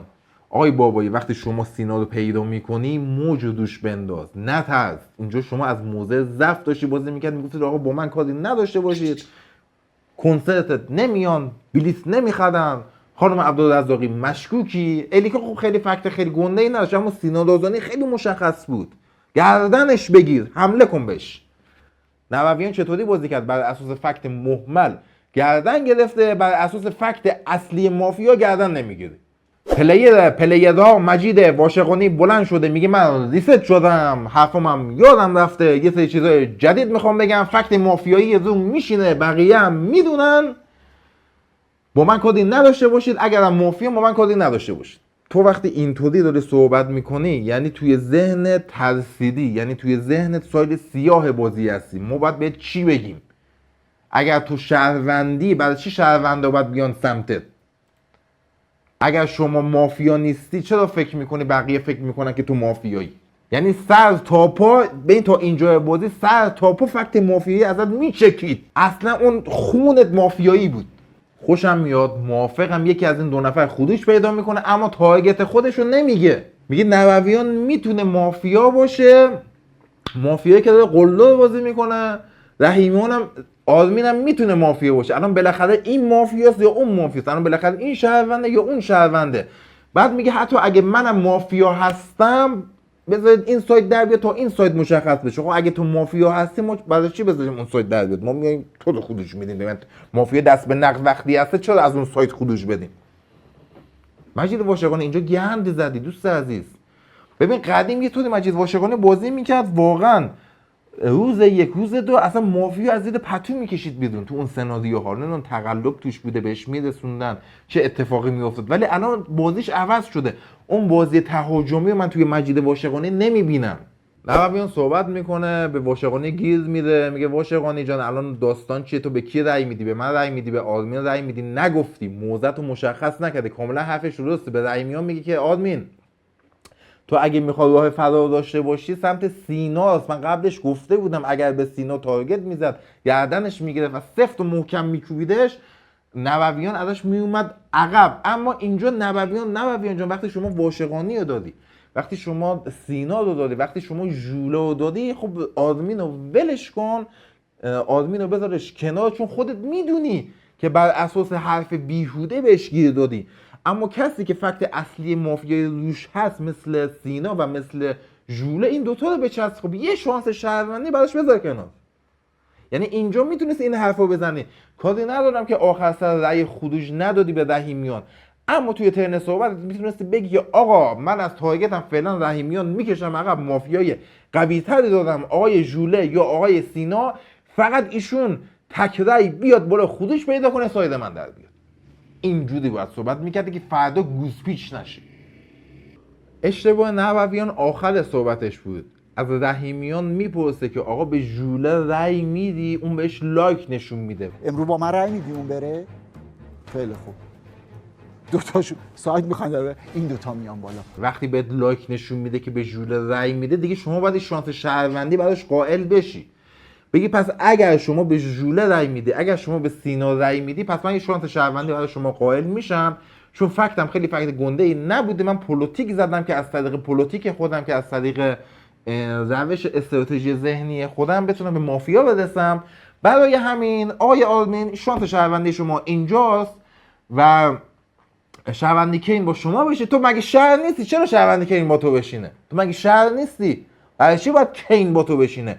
کینو میندازی اون مشکوک بازی، یعنی آقای رحیمیان ژوله گردن میگیری، تک نفره میاد بالا خودش پیدا میکنه. صحبتت باید اینطوری میشد، نه اینکه دو نفر بیان بالا. این که میشه همون فکتی که راجع به سینا آوردی. به اشتباهت اینجاست دیگه. نباید من از تو توقع داشتم اینطوری صحبت کنی. کلامت قشنگ و گیراست، ولی یه سری قواعدی هم باید توش رعایت کنی که با این کلام قشنگ و گیرات که میتونی موج بندازی رو شخص خاصی، مافیا رو پیدا، مافیا رو خروج بدی، نه که شرط مهم ما بندازی از بازی بیرون بعدن مثل خر تو گل گیر کنی. در نهایت کاظمی صحبت میکنه، باز گیری میده به بارباد بابایی، میگه بابایی جان شما، من چون تارگتم با خانم عبدالرزاقی یکی بوده و به شما حمله کردم، شما به من تارگت زدید. کاظمی ناراحت شد و دردش گرفت از اینکه بهش تارگت زد. حالا بابایی بده تارگت زده، بچه اساسش کاری ندادن، بازی هم جای دیگه ای هست، از بابایی هم چیزی در نمیاد. وقتی بازی جای دیگه ای هسته، اگه کسی هم به تارگت میزنه زیاد کاری نداشته باش. مجید واشقانی هسته، آقای ژوله هسته، آقای سینا هسته، اون ساید هم هست. تو باید راجع به اینا صحبت کنی، از اونجا که چیزی در نمیاد. واسه همین من به کاظمی هم خیلی مشکوک شدم اینجا. در نهایت توی رأیگیری 2 نفر میان بالا، آقای ژوله، آقای رحیمیان. فکر کنم آرمین به نبویان رأی نداد که نبویان با 4 رأی نشست، فکر کنم، و دقیق یادم نیسته. اما ژوله صحبت میکنه توی دفاعیش، میگه که آرمین واسه چی به من رأی دادی، تو خودت باختی و چی شده به من رأی دادی؟ نبویان بر اساس حرفای بیپایه و اساس تارگت زدی و شما نشستی و ما اومدیم بالا، شهروندی که این با این بشینه، با اون بشینه، با من بشینه، یه همچین چیزایی گفت و شهروند به من رأی نده. کلا ژوله مشخص بود که رأی نمیده، ولی خب چون 2 نفر اومدن بالا دیگه شرایط سخته، یعنی در نهایت 1 نفر احتمال خروجی خیلی زیاده. آرمین دفاعیه میکنه. به آرمین جان دفاعیت رو دوست نداشتم. اول از همه به ژوله توضیح میدی، نیاز نیست توضیح بدی. دوم از همه راجع به ژوله میتونستی صحبت کنی، حرفی که نبویان راجع به ژوله زد درست بود، درست نبویان بر اساس حرف بیپایه و اساس به تو تارگت زد و گیر داد، اما حرفش راجع به سینا و حرفش راجع به ژوله که درست بوده. بر این اساس باید میگفتی که امیر ببین تو نقش گنده شهر بودی، کنستانتین نقش خیلی مهمیه، برای همین میتونستی خودت رو راضی کنی که حتی ژوله اگه شهرم باشه خودش پیدا کنه و تازه فکت داشته. میگفتی بر این اساس امیر مهدی من به تو رأی دادم و شما مافیای بازی هستی و از شهر میخواستی که به امیر مهدی ژوله رأی بدهن و بازی اصلا به یه سمت دیگه میرفت. و صحبت اشتباهت اینجا بود که میگفتی اگر اینقدر فقط اینقدر نبویان راجع به من فکت داشت، من خودم بدون دفاعی خودش پیدا میکردم. اینقدر اگر فکت داشته باشه امیرعلی، خودم با پای خودم از این بازی میرم بیرون. مگر شما شهر نیستی؟ شهر بودن که اصلا فکت مافیایی نداده. تو شهر سفیده، پروندهش سفیده، قلبش سفیده. شهر بازی که اصلا سیاهی توی وجودش نیسته، پس اصلا فکتی واسش وجود نداده. پس نباید این حرفو میزدی، باید میگفتی که آقای نبویان شما داری اشتباه میکنی و بر اساس فکت اشتباه داری بازی میکنی. اگر شهر بازی هستی که گند زدی و من یک شهر خیلی مهمی هستم، در نهایت یکی خودش پیدا میکنه.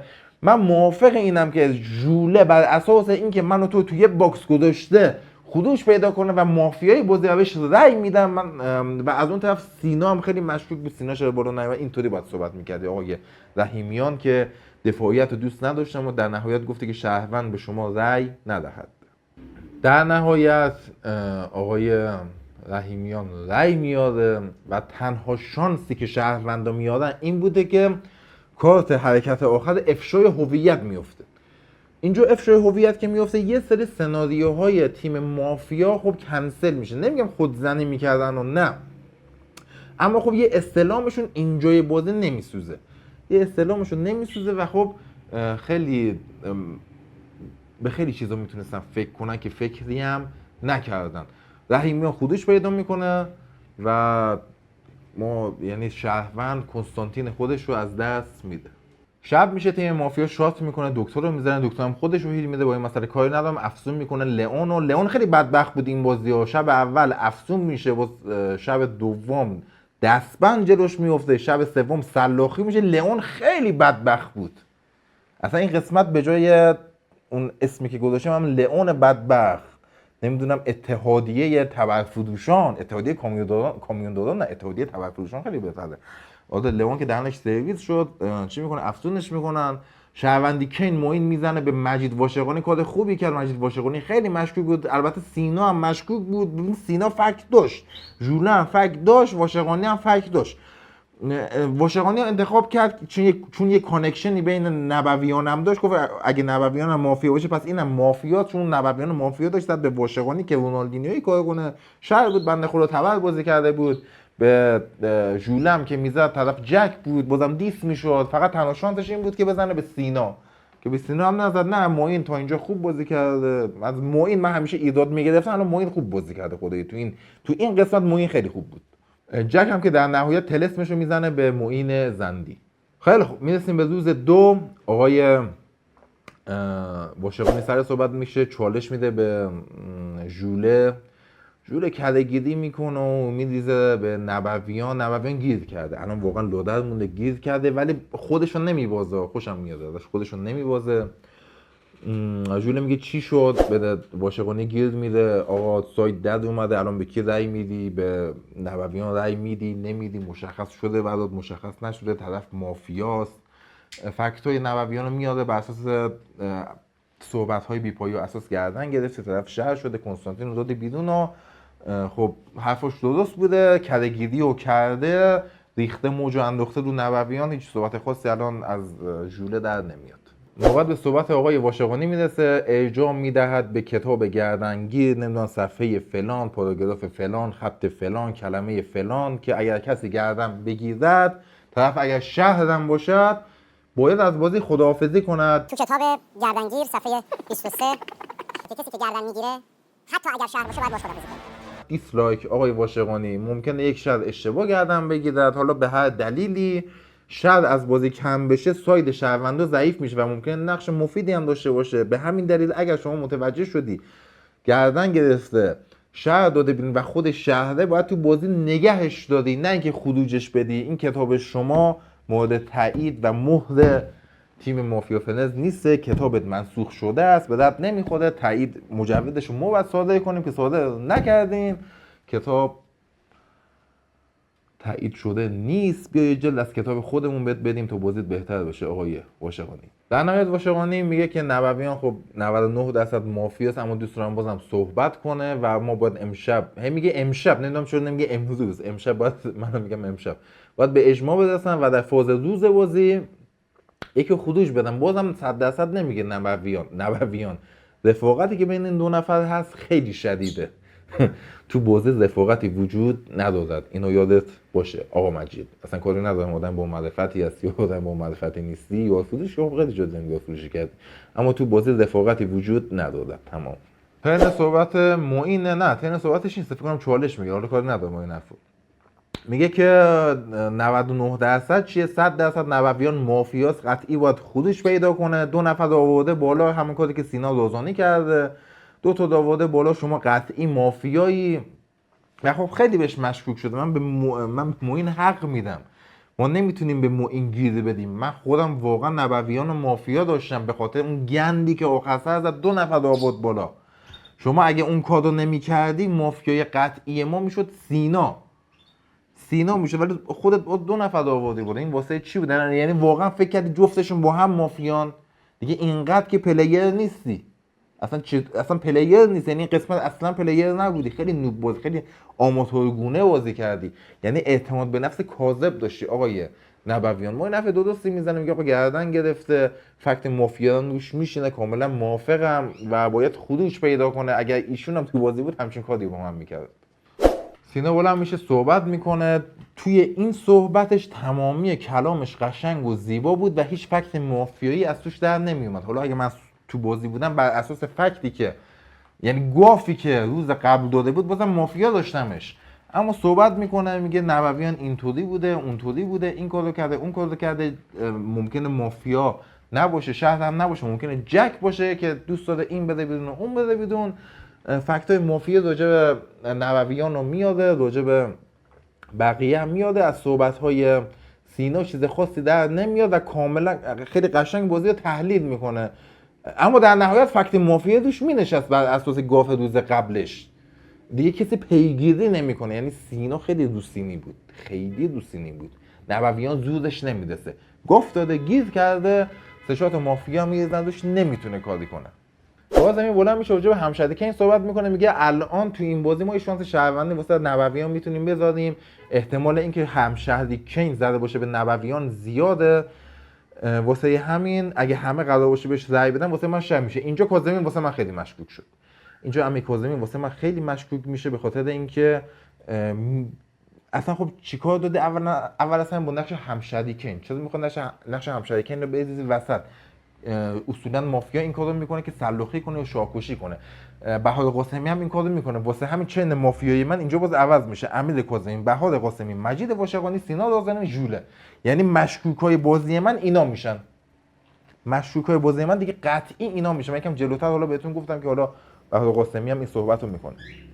معین زندی بلند میشه صحبت میکنه، گیرد شدید میده به نبویان بابت اینکه گردن گرفتن. میخوام گردن بگیرم، حق شهروندی من حتی به اشتباه شده، میخوام این کارو انجام بدم. به خانم پروانه گیر و گودی میده بر اساس اینکه نبویان شهر داشته و خب فکر میکنه که ساید این دو نفر یکیه. اما از سینا گذشته، اگه سینا مافیا داشته باشه به شهروندی طلان و پروانه میرسه. از سینا یادش رفته، از ژوله یادش رفته، مافیا شده، چه مافیا شده، واشقانی، طلان و پروانه، بابای کمتر، واشقانی، طلان و پروانه، نبویان و امیر کاظمی. تارگتش نسبت به امیر کاظمی درسته، چون حرف مشکوکی زد راجع به کین صحبت کرد که ممکنه نشسته باشه با ایشون، به شما مربوطی نیست آقای کاظمی که کین نشسته و ننشسته. اگه نشسته باشه خودش زبون داره، میتونه صحبت کنه، دوباره نقشش نباید بگردی. واسه همین اینجا کاظمی به درستی مشکوک معین میشه، واشقانی به درستی مشکوک معین میشه، طلان به نادرستی مشکوک معین میشه و نبویان هم به درستی مشکوک معین میشود. اینجا معین خوب بازی کرد، از جمله بازیایی هست که من دیدم معین با فکت داده بازی میکنه، خوشم اومد از این سبک بازی معین. واشقانی البته نه دیگه، واشقانی رو ولش کرد به خاطر اینکه کین بود بهش زد. آره واشقانی رو ولش کرد، فکر کنم واشقانی واسش مشکوکه، حس کرده جکه، ولی خیلی با واشقانی الان کاری نداده. نبویان از ژوله چالش میگیره و میگه که رأی دوی من آرمین رحیمیان نبوده، رأی دوم من آقای ژوله است. خب آقای نبویان، شما اگه می‌خواستی فقط به ژوله رأی بدی چرا گفتی جفتشون میان بالا؟ تو فقط میگفتی آقا من از رحیمیان دنده عقب میکشن، مافیای قطعی من آقای ژوله است، فقط بهشون رأی بدید. اشتباه کردم، تو الان رحیمیان رو میسپردیم به شهروندی کین، کدش نداشته باشه فقط ایشون. اونجا که میگی من رأیمو عوض کردم نمیخونه. ببین حتی اگه واقعا ته دلت هم این بوده که یعنی واقعا شهروند بودی و واقعا دنبال مافیا میگشتی، یعنی مافیا نبودی، من از کجا باید بفهمم که این پلیتیک تو نیست؟ که بقیه تو اونو گردن گرفته بودی، تو مرحله آخر رفتی پیش رفتی و دو نفرشون رو آوردی بالا، یعنی تقریبا به خاطر تو اون دو نفر اومدن بالا و کنستانتین بازی خودش پیدا کرد. پس تو باید به شهروند بازی حق بدی. اینجا میاد تارگت میزنی به ژوله، واشقانی و اون یکیش کی بود یادم رفت، این دو سه نفر تارگت میزنی. باید سینا رو توش مینداختی، باید سینا دازانی رو توش مینداختی بر اساس همون فکتی که خودت گفتی و سینا و ژوله و قطعی این حرفو میذاره. باید از شر معذرت خواهی میکردی که این کارو نکردی، نمیدونم چرا. اینجور مواقع باید معذرت خواهی کنی، بگی ببخشید من اشتباه کردم، من نقش مهم شهرم، اشتباه بوده انجام شده، اگر میخواید منو بدید بدون که بدید. و خب این کارم کردن در نهایت. ولی خب بیشتر مشکل از خودت بود آقای نبویان، نمیتونیم ما به شهر گیر بدیم، شما گره عجیبی رو توی شهر انداختی. ژوله در ادامه صحبت میکنه، نبویان رو گیر بهش میده، یه اشتباه لپی نبویان داشت، گفت دو تا شهر رو آوردیم بالا. البته بعدش گفت برفرض بعد اینکه دو تا شهر اومده بالا. خب این اشتباه لپیه دیگه، بیشتر مشکوک میشن چون شما توی پس ذهنت اون دو نفر یعنی ژوله و رحیمیان شهر داشتی. از این مسئله سوء استفاده میکنه، کله‌گیری میکنه. ژوله بهش میگه در نهایت میگه چرا به واشقانی تارگت نمیزنی، در صورتی که به واشقانی تارگت زد. باز دوباره این دو تا توی باکس گذاشتین. این فکت بعدی مافیاییت آقای ژوله، حواست نیست بعضی وقتا توی باکس میذاری و این کارو انجام میدی. در نهایت میگه نبویان و واشقانی جفتشون با هم مافیانو میشینه. ژوله غیر از اون فکت اولیه‌ای که داشت دیگه اینجاها فکت مافیایی روش صدق نمیکنه، یعنی بر اساس همون فکتی که داشت گرفته بودیم مشکوکای بازی خواسته باشیم بر اساس فکت بگیم نبویان، ژوله، واشقانی، امیر کاظمی و سینا دازانیه. بهار قاسمی هم نه، بهار قاسمی تو الان بهار و الیکا مافیاهای نون ماسخور شدن، یعنی دعوا جای دیگه ای اصلا کسی به اونها توجهی نمیکنه. قاسمی بلند میشه صحبت میکنه، گند میزنه. خانم بهار قاسمی چرا باید شما از شهروندی کین صحبت کنی؟ وقتی داده ما یک شهروند پوش میشه با شهروندا دستت بیاد بالا پوشش کن دیگه. اینکه شهروندی که این کیه، شهروندی که این میخواد چیکار کنه، شهروندی که این میخواد سفید کنه، یا بلند شو ادعا نقش شهروندی کینی کن بگو ایشون سفیده یا هیچی نگو. اینطوری بهت مشکوک میشن که بچه یعنی چرا باید دلسوزی کنی؟ همه فکر میکنن ایشون مافیاست، محفل مهیاست که ایشونو خروج پیدا کنه، بعد اینجوری شما خودت لای در میذاری که به چی برسی، که چی بشه. و من اگه تو بازی باشه، من اینجا خب شما رو گرفتم، یعنی چین مافیای من بهار قاسمی هم اضافه شد، بهار قاسمی، سینا لازانی، امیر کاظمی، مجید واشقانی و ژوله. من واقعا 5 رو مشکوک داشتم. یعنی این بازی اینقدر مسخره بود و اینقدر لجدرار بود و اینقدر رو مخی بود، تقریبا تنها کسی که شهروند قطعی من بود معین زندی بود، خیلی شهرش داشتم. معین بود فقط فکر کنم، هیچ کی دیگه شهر نداشتم. معین بود، ترلان پروانه. معین و ترلان پروانه واقعا من شهر داشتم، چون سینا مافیا داشتم، ترلان واسه من شهر شد. بقیه همشون واسه من مشکوک بودن، از بس مسخره بازی کردن خدایی. خیلی خب، در نهایت بابا یه صحبتایی میکنه راجع به بهار قاسمی، از نوبیان سوال میکنه که آقا بهار قاسمی رأی میدی بهش؟ فکت مافیا رو خانم قاسمی میشینه، رد خونه کنستانتین خانم قاسمی. شما با من رأی میدی، با شهر رأی میدی خانم قاسمی بره بیرون؟ لایک نشون میده و خب تعجب میکنه از اینکه چی شد این، یعنی اینم مافیاست، یعنی اینم مافیاست، گیر میکنه و حس میکنه که یارفروشی بین نبویان و قاسمی رخ داده. اینجا نبویان باید بلند شه بگه آقا من شهر بازی هم اشتباه بازی کردم، کنسه خودم مافیا بازی بهار قاسمیه که دنبال شهروند کین میگرده و میخواد منو سفید کنه. این مافیا بازی که میدونه من سفیدم، شما که به اجماع رسیدید که به خاطر بازی بد من مافیان، ولی ایشون اومده این به نوعی از من حمایت کرده، پس میدونه من سفید بازیم، پس ایشون و امیر کاظمی میتونن مافیا باشن در کنار سینا لازانی.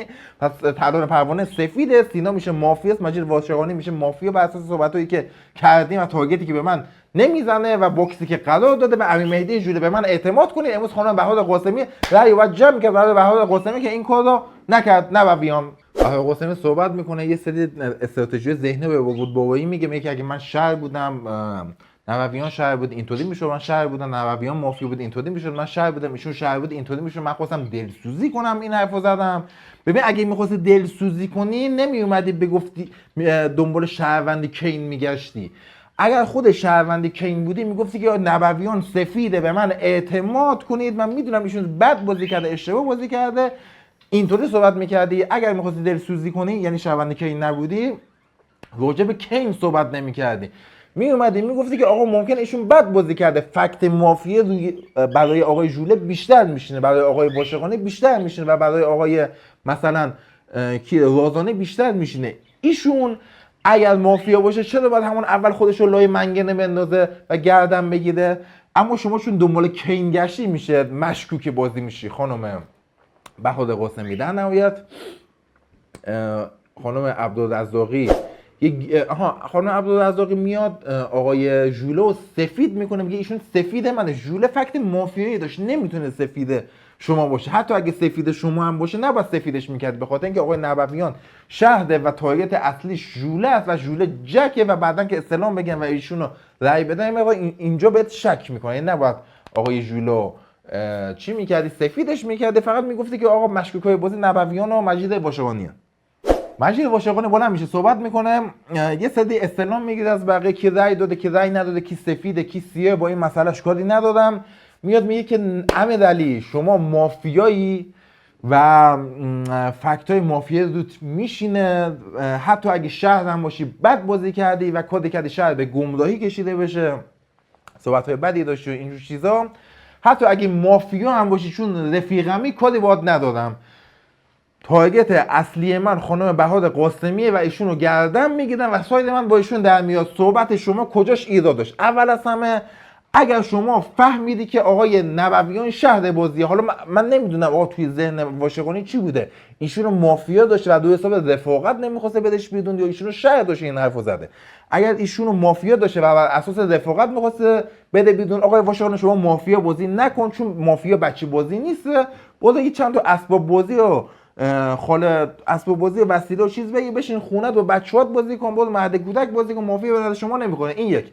اگر نه ایشون رو در بازی شهر داشتی نباید این حرفو میزدی، باید میگفتی که آقای شهروندای عزیز نبویان بد بازی کردن، نبویان اشتباه بازی کردن، نبویان تبر بوده، ایشون شهر بازیه. چرا؟ به این دلیل که ژوله فکتش اینه، به این دلیل که روزانی فکتش اینه، به این دلیل که کاظمی فکتش اینه، به این دلیل که بهار قاسمی فکتش اینه. امروز ساید من و امیرعلی نبویان و حتی یه شخص دیگه که تو ساید شما میتونه باشه و مثلا بایباد بابایی توی سایدیم، ساید شهروندیم، بهار قاسمی خروج بینیم، ساید ما سه تا رنگ میاد. بعد اینطوری صحبت میکردی که نبویان رو بتونی نگه داری، نه اینکه رفیقم مافیا میخوام نگهش دارم. قسمت دوم واشقانیه. حالا پلیر رو دوست داشتم، صحبتاش جالب بود. میاد میگه که خانم بهار قاسمی، یعنی فکت قاسمی رو میاده، میگه که بهار قاسمی همه شهر اجماع داشتن که ما نبویان رو بدیم بیرون، اما شما این کار رو نکردی و میدونستی سفید بازیه، میخواستی این چیزکش رو بخری، امتیازش رو بخری مال خودت. از کجا میدونستی سفید بازیه؟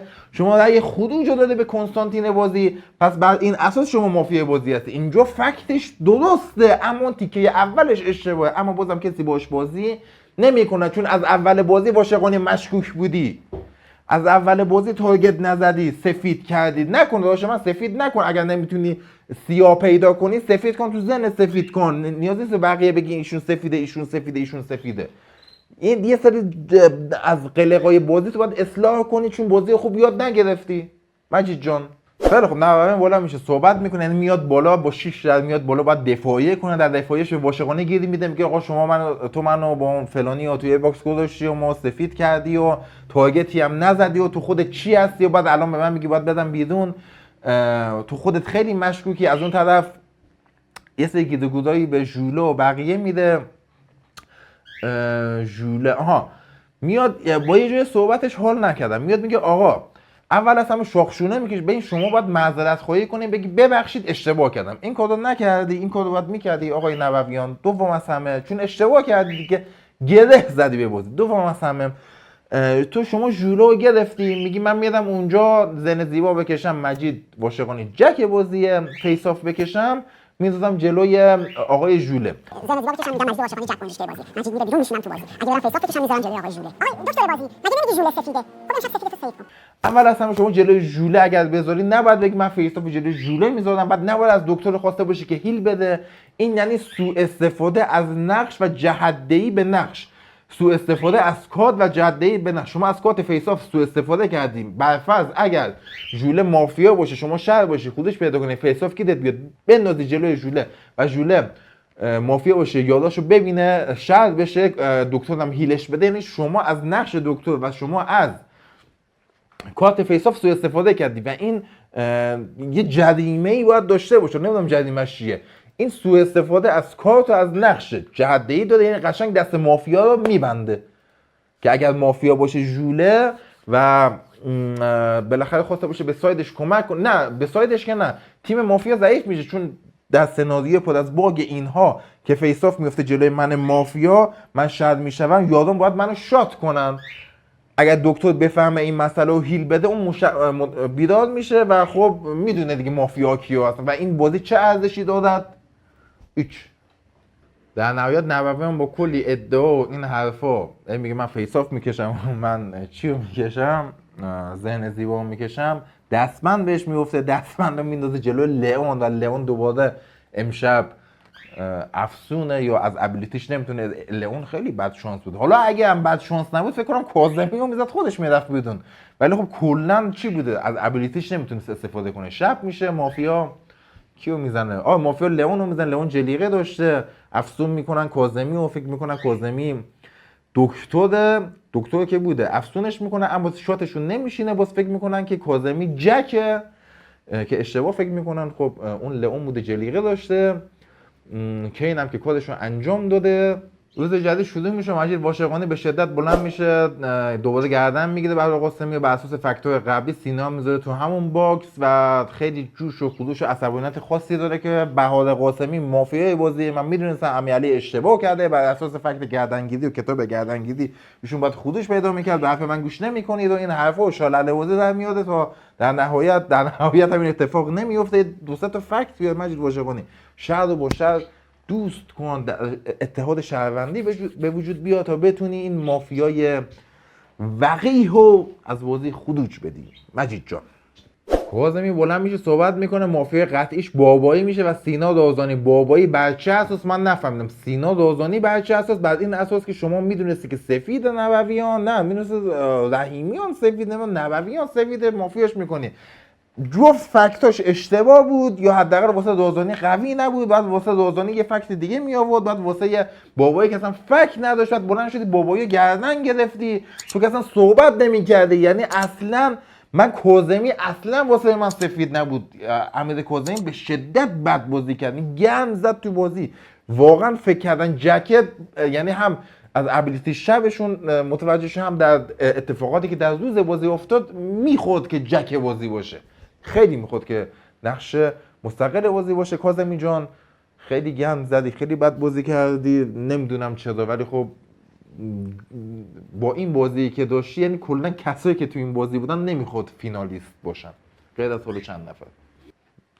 در نهایت اینجا باید خلاصه بهتون بگم اون دو تا شهر دادن بدون گیج شدن. شهر به شهر زده، شهر به مافیا زده. اون شهری هم که مافیا پیدا کرده زودش نمیرسه یک کدی انجام بده. در نهایت اجماع شهروندی برای مافیا شکل نمیگیره. به خاطر همین بابایی میاد بالا، مجید واشقانی میاد بالا. یه جایی هم بهادر قاسمی یه تیکه به مجید میندازه، میگه اینا اونا نیستن که شما بلندشی گردن بگیری پشت دست رای بدن بدون دلیل خاصی، پشت دست رای بدن و خواسته باشی منو بیرون بدی. واشقانی عزیز، اینا اونا نیستن که بدون فکت شما بلند شی بگی من اینجای بازی میخوام سایت. روز 3 بازی اینجوری نیست که شما سایت معلوم. یه تیکه هم بهش انداخت که حالا یه مقدار پلیرها قوی تر تقریبا هم همینطوری نسبت به شب‌های مافیایی که قبلا ابوطالب درست میکرد تا یه حدی سطح بازیکن‌ها بالاتر اومده و حالا جلوی تقلبا مثل اینکه تا یه حدی گرفته شده و کسایی مثل واشقانی بازیاشون سطحش اومده پایین‌تر.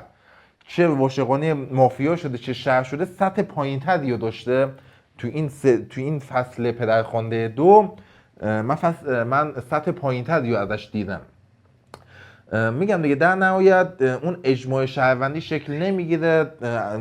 امیر کاظمی به علت فکتای مافیایی که داشته، مجید واشقانی به علت فکتای مافیایی که داشته از روزهای قبل بازبود نداشت. واقعا نمیدونم چرا اومد بالا. کسی که میتوانست بیاد بالا بهادر قاسمی بود، اما چون یاد قوی مثل سینا داشتن که خوب صحبت میکرد، خوب شیک میکرد و خوب بازی رو میچرخوند، رأی پخش شد و در نهایت رأی پخش شده رسید به مجید و کاظمی و بازبود که از بین این رأی ها 2 نفر اومدن بالا، مجید واشقانی و بازبود بابایی. حالا اینو در دفاعیه چه گفتن؟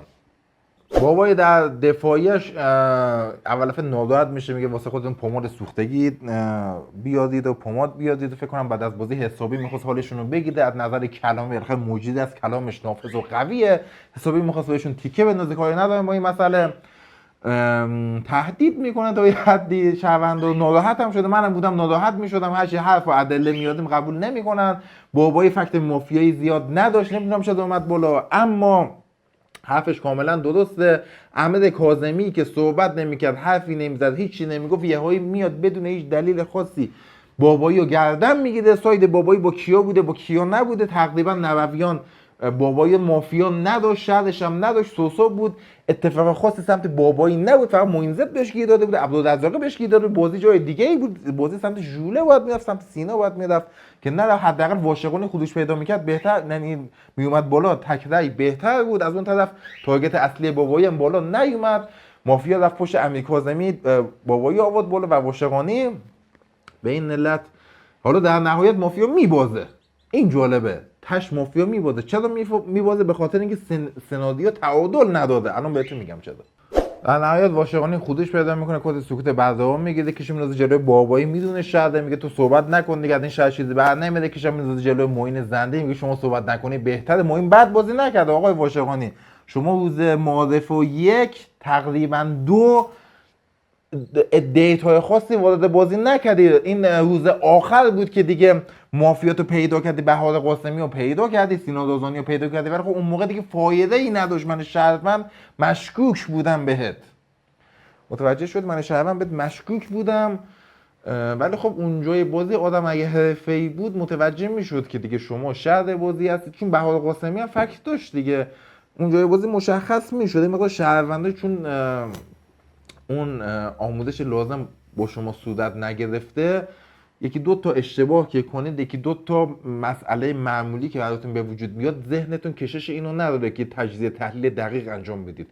و یک مقدارم تیم مافیا خوب عمل کنه و گاف زیادی نده، یکی دو تا شهروند تبد هم وجود داشته باشه، نمیتونید، زودتون به مافیا نمیرسه. خصوصا توی این دک که ساید مافیا توش خیلی قویه ولی میبازه مافیا میبازه. بر چه اساس میبازه؟ به خاطر اینکه آخرتاً همه چیز به شانس و اقبال ربط پیدا میکنه. کارت فیساف میفته، کارت فیساف میندازن جلوی مافیای بازی. یعنی به این یک نوع، یعنی آقا تیم مافیا هست، زحمت کشیده، کلی حرف زده، کلی صحبت کرده، کلی گول زده، کلی کنسه داده شهرونده، شهر داده بیرون شات کرده، شهر داده بیرون شات کرده، جکو داده بیرون سلاخی کرده. این ماسماسکی جکو سلاخی کردن، در نهایت این لئون رو سلاخی کردن. لئون بدبخت که شب اول که دیفیوز شد، شب دوم که دستبند شد، شب سوم که سلاخی شد، کلا شهروند ساده بود، هیچ کاری هم نتونست کنه، فکتاش هم که به جایی نرسید، اجماع هم که نتونست کنه. تاش هم احمد کاظمی بی سواد نمیدونم چیشیه که تبر راسته تبر فروشان عله میدش بیرون، هیچ کاری هم نمیتونه کنه. خیلی دلم سوخت واسه لئون. در نهایت دو تا کات حرکت آخر میمونه. اون خانم بهار قاسمی که در دفاعیه میاد میگه با وقاحت تمام، میگه چک و چونه دیگه با شهروندان نمیزنم، من مافیام. یا جک هم در نهایت به من رأی ندید، جک اگه باشم که میرم اونجا و بالاخره به بازی برمیگردم. مافیام اگه باشم کات فیسافو برمیدارم میذارم جلوی شهروند. خب شانس میارن این اتفاق نمیفته. این اگه کات فیسافو برمیداشت مینداخت جلوی شهروند، مافیا میبرد. اگر کارت ذهن زیبا برمی داشت و دوباره بازی برمیگشت، بازم فکر کنم میبرد، مافیا شات میزدن، برنده میشدن.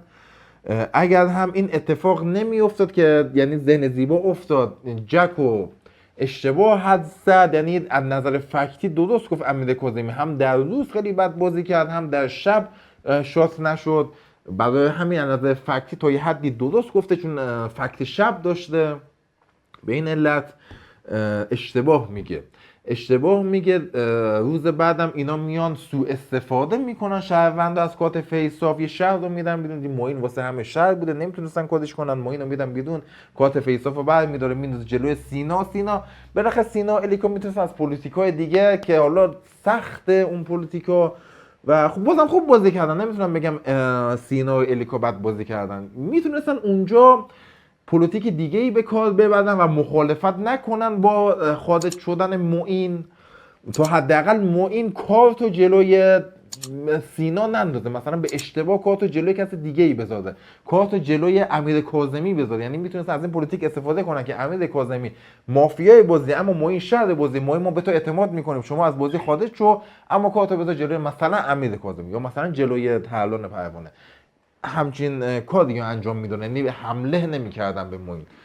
در نهایت شهروندا از کارت فیساف سوء استفاده میکنن. این سوء استفاده از کارت حرکت آخر همون کارت که نبویان میخواست انجام بده. اگر ژوله مافیا میشد و کارت حرکت آخر فیساف میافتاد، اینجا از فیساف استفاده کردن. معین این سوء استفاده است. ما وقتی میگیم که این سناریو تعادل نداده، دلیلش همینه. یعنی مافیا تا اینجا زحمت میکشه، مافیا گناه نکرده که مافیا شده، بازیه دیگه، الان ساید سیاه بازی، زحمت کشیده باید برنده میشده، دهن خودش سرویس کرده، تا اینجا اومده کلی صحبت کرده، کلی زحمت کشیده، کلی عرق ریخته، شر کنسه داده، نوویان بیرون داده، شاتشون هم که ننشسته، هی بلند شدن صحبت کردن، چالش گرفتن، صحبت کردن، تو جنگ رفتن، دوئل رفتن. این مسمسا که واشقانی ها بیرونش شدن، اونم که سلاخیش کردن. باز باید یه کارت فیسافی باشه که شاید سوء استفاده کنه ازش، بده بگیره بنازه جلوی مافیا. در نهایت هم که اونجا به علت اون دوتا سایدی که سینا با الیکا انجام دادن و پشت هم در اومدن سرد معین، الیکا شو میشه و معین و به قول معروف ترلون با هم دیگه دست میدن و شهر برنده میشه. در اصل شهر نباید برنده میشه، شهر گند زد، مافیا باید برنده میشه. در نظر من مافیا برنده بازی بود، شهر به شدت بد بازی کرد. به قول این آقای واشقانی عرضه بود و تبر بود و اتحادیه تبرفروشان رو انداخته بودن و بازی تموم میشه. بسیار این قسمت لج آدم رو در می آورد، حس آدم رو در می آورد. الان که دارم این تحلیل این بازی انجام دادم اصلا قند خونم افتاده، خیلی انرژیم رفته. امیدوارم که خوشتون اومده باشه. من این مدت مریض شدم، سرما خورده بودم، نتونستم این آنفولانزا بی خودی گرفتیم ما. لعنت بر بیماری و آنفولانزا و سرماخوردگی که آدمو میندازه. لعنت بر این چینیای فلان فلان شده که این کرونا لامصبی رو انداختن. خودم یه بار کرونا گرفته بودم. خلاصه این قسمت هم تموم شد. منتظر قسمت‌های بعدی باشید. امیدوارم که خوشتون اومده باشه. سوالی چیزی داشتید، انتقادی، نظری، پیشنهادی، کامنت کنید برامون. توی اینستاگرام به دایرکت تا اونجایی که بتونم پاسخ میدم راجع به اون سناریوها، آموزش‌ها، فکت‌ها و خیلی چیزای دیگه. ولی خب پیامتون خیلی زیاده، معذرت میخوام اگه نمیتونم همه رو جواب بدم. روز و روزگار خوش، مراقب خودتون و قشنگیاتون باشید. یا علی مدد.